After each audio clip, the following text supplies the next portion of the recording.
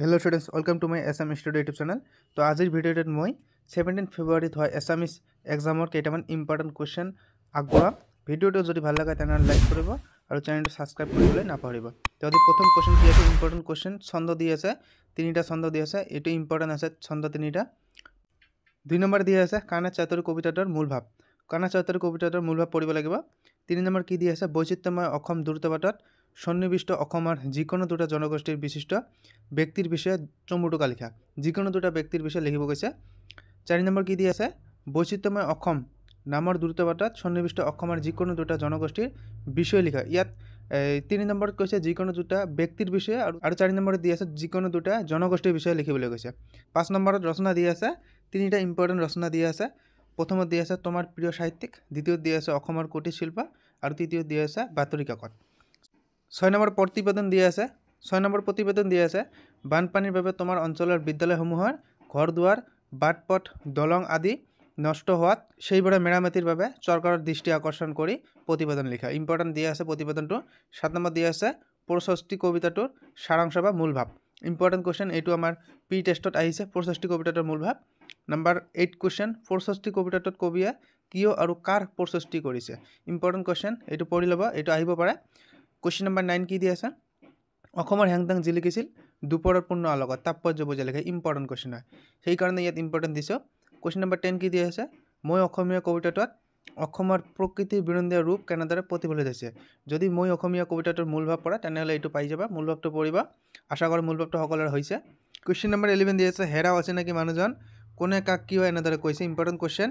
Question number 12 কি দিয়া আছে বৰ শান্তিত আছ কোনে কিয় এনেদৰে কৈছে বুজাই লিখা।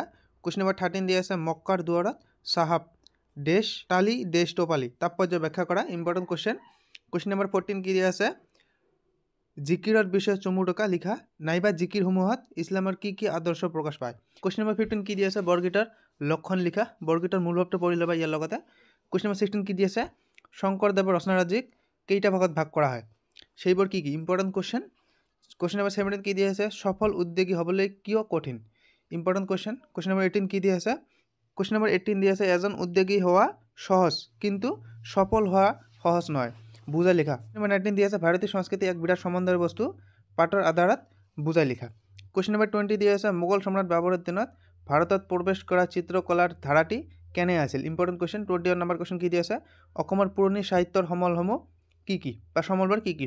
কুৱেশ্যন নম্বৰ 22 দিয়া আছে এটা সংমিশ্ৰিত সংস্কৃতি সম্পন্ন জাতি লিখক কাক আৰু কি সংস্কৃতি সম্পন্ন জাতি বুলি কৈছে ইম্পৰ্টেন্ট কুৱেশ্যন। ইয়াত আৰু এটা কুৱেশ্যন লগাই দিছে নৈ কৰাৰ কোনো যুক্তি তৰ্কৰ অৱকাশ নাই বলা কথাসাৰ সত্যাসত্য বিচাৰ কৰা। কুৱেশ্যন নম্বৰ 23 কি দিয়া আছে ইণ্টাৰনেটৰ মিঠা সুবিধাৰ লগতে তিতা অসুবিধা আছে কথাসাৰৰ বক্তা কোন আৰু দিয়া আছে ইণ্টাৰনেটৰ সুবিধা আৰু অসুবিধাৰ বিষয়ে লিখা। নাইবা অন্য এটা কুৱেশ্যন দিয়া আছে ইণ্টাৰনেটৰ অত্যাধিক ব্যৱহাৰে ছাত্ৰ ছাত্ৰীৰ জীৱনত কেনেধৰণে প্ৰভাৱ পেলায় বুজাই লিখা নিশ্চয় প্ৰভাৱ পৰিব বেয়া প্ৰভাৱ পৰিব ভাল প্ৰভাৱো আছে যিসকলে ভাল কামত খটুৱাব।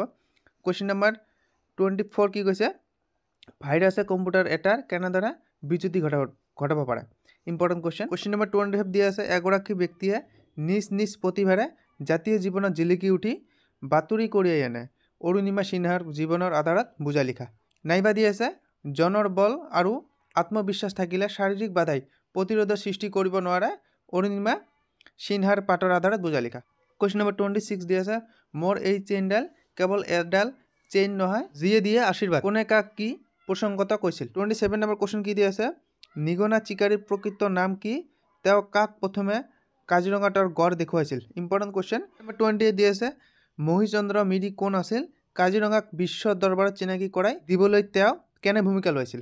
কুৱেশ্যন নম্বৰ 29 দিয়া আছে কাজিৰঙালৈ যাত্ৰা কৰি কি কি বিশেষ শিক্ষা লাভ কৰিলে বুলি শিক্ষাৰ্থীসকলে কৈছিল। ইয়াৰ পিছত ইয়াত আৰু কেইটামান কুৱেশ্যন দিয়া আছে question number 30 question number 31 question number 32 এইবোৰ পঢ়ি ল'বা এইবোৰ মই আৰু নপঢ়া এইকেইটা ইম্পৰ্টেন্ট কুৱেশ্যন আমাৰ থাকিল এইকেইটাৰ ভিতৰত কমন পৰিব আশা কৰা।